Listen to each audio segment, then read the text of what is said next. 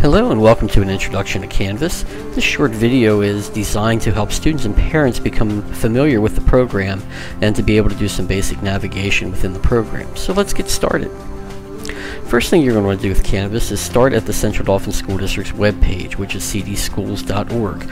On the main page you will find a link to Canvas. Right now the only link on the web page is over here in the Quick Links column where you see Canvas at the top of the list. But I imagine very soon there will be some quick links similar to Moodle within the site. So when you click on Canvas, it will take you to a login screen, and if you are a parent of a Canvas user, you can click on this link to be able to create an account. Now you will need to know your child's login credentials. Basically it would be their graduation year, first 5 letters of their last name, and typically a first and middle initial, and whatever password they developed. Once you know those items, you'll be able to create an account for yourself to be able to log in at any time. So once you log into Canvas, it will take you to the recent activity of your page for the global navigation that you'll see across the top of the screen. So as we get started, again, this bar across the top is considered your global navigation. It will take you to your various courses or any assignments that are currently due. You can even check grades, and if a calendar is being used in the class, you can check there. You'll also notice up here at the top some various login credential issues where you can do some basic settings, check an inbox for mail, and do some other setting issues. Over here in the sidebar, and we call this area in the right the sidebar, there'll be some to-do lists if assignments have dates on them. You can also, this will change as you're in different areas of the courses. Now if I go into the courses right now, we'll enter the Introduction to Technology Education class, and what you will see is a main page here in the middle with all your main content area, and there will be various links that you can check. The way that I set up my courses, I have the links to the various individual units, some information for replacing missed daily grades if you were absent, and some other useful information in the middle. The left hand side is considered the course navigation. This will take you to the various features of the course to go. Of course you have the global navigation across the top and some type of sidebar.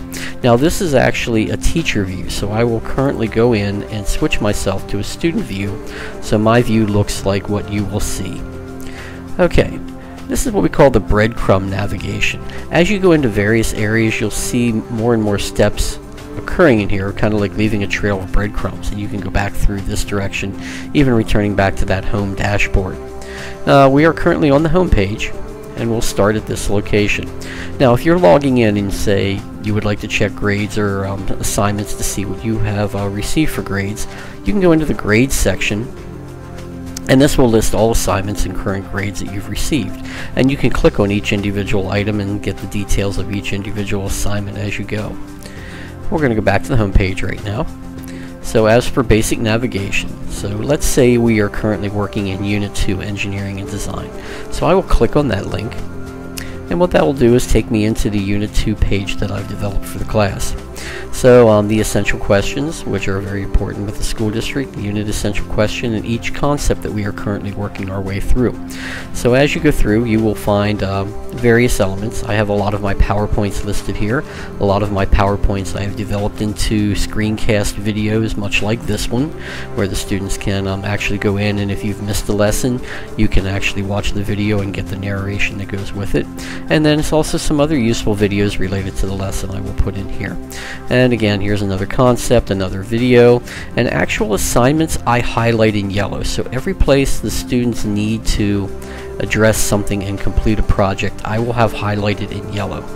And if you read through the yellow section, here would be a PDF file marking the guidelines for the air-powered vehicle activity, and here would be an air-powered vehicle summary assignment that would need to be completed at the end of the activity. So whenever you see something that would be considered an assignment, if I were to click on that link, it will take me to the description of the actual assignment. So when we finish the air-powered vehicles, the students would need to answer a few questions. So answer the following questions in much detail as possible. So I have 8 questions that they need to answer. Also included will be a rubric for the grade, how the grade will be determined. And we're going to say, alright, I would like to submit this assignment. Well, if I go over to the sidebar, you will see a link here to submit the assignment. So I click on that link, And there are several options at sometimes where the students can figure out how they want to upload their project. They could complete their project in Microsoft Word, answer these 8 questions, and upload the file, where I could choose the file off of my hard drive and hit submit assignment. Or a lot of times I will just put a text entry block in here, and the students can just start to list their answers in here. So to answer number 1, why did you decide to use the air-powered vehicle design that you chose? Please explain. So you could just write number 1 and record your answer in here. And then just go down and answer number 2. Once you are all done answering all of the questions, all you need to do now is go down to the bottom and just hit submit assignment.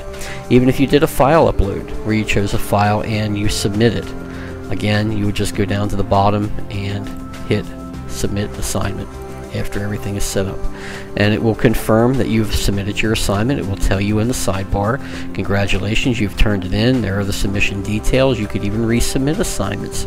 So actually submitting assignment in Canvas is a very easy thing to do, and you can always check grades. Once they're graded, I can leave comments for the students, and students can also submit comments with these as well. So when they are all done, again, you can go in and take a look at your grades, and it will tell you what you've done and what has been submitted and what you need to work on. There are also quizzes within the assignments. I will actually enter the quizzes through the home page again. Go back to home, and if I go down to say Unit 2 and I continue back with Unit 2, the 3rd unit was actually about lab safety. So as I scroll down the page, machine operation and safety, how do we safely use a variety of tools and machines? Again, a lesson video, and then some other useful and kind of funny videos that I've also posted in here for the students. Here's a lab pack for a lab safety packet that they can download, and I've put it up here as a PDF file. So that's actually a state safety guide that reviews all machine safety. And here are the lab safety quizzes. So taking a quiz is very similar to actually doing assignments. If I click on safety quiz number 1, general lab safety, it's a 10-point quiz. You have unlimited attempts because your goal is to reach 100%. Take the quiz, click the button, and it's just a matter of going through and answering the questions. It'll tell you which ones have been answered, which ones have not. So what are the ABCs of lab safety? Always bring candy for Mr. C is probably not the correct answer, but again, once I answer it, it will tell me that it's been answered. And if I just go down through here, I'm going to randomly click answer, so I know some will be true and some will be false. Which statement is correct? Always check the condition of tool and notify if something is wrong. So again, I'm just going to go down through here and answer all of these very randomly. And when you are all finished with the quiz, the submit quiz button will light up. You can submit the quiz.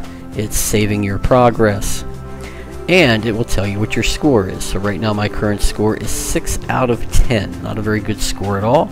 You can take the quiz again because this quiz is set up to have unlimited attempts. Sometimes quizzes will not be set up that way. So you can go through and you can take the quiz again. It will sometimes, depending on the quiz, we may tell you what the right answer is, or we may tell you just which ones were wrong. Again, every quiz may be set up a little differently, but you can check all of your answers, and it will even give you some information to see what the correct answer should be. And that's just as simple as it is. If I go into grades, I now have a grade listed here. It even tells me there is a grade listed, and right here would be my safety quiz number 1. I have a check mark showing that I have a grade for it. And these grades will then be copied over into the Home Access Center so that you can actually see the official grade. Right now these are not the official grades. We still use Hack for everything. And those are the basics of the basic features of the system. So there's a lot of good information here, and I encourage everybody to go through and take a look at things. I have a lot of links to other various things. I have a lot of video tutorials posted. For example, if you need to replace a missed daily grade, I can click on this link and it will take me to a page that describes how to handle making up missed daily grades, because we really don't require students to do a lot of work for this class. Outside of class, it's very important that we make use of lab time. So this discusses how you make up a missed daily grade. And I even have a list of some technical articles here, so you don't need to go out and find your own to do a write-up, a little 2-paragraph write-up write-up on a technology initiative. There are also some videos, links here that you could watch and do a write-up on it. So again, those are the basics of the program, and I hope that we have a great time with Canvas and it's a rewarding experience. Thank you very much, and have a good evening.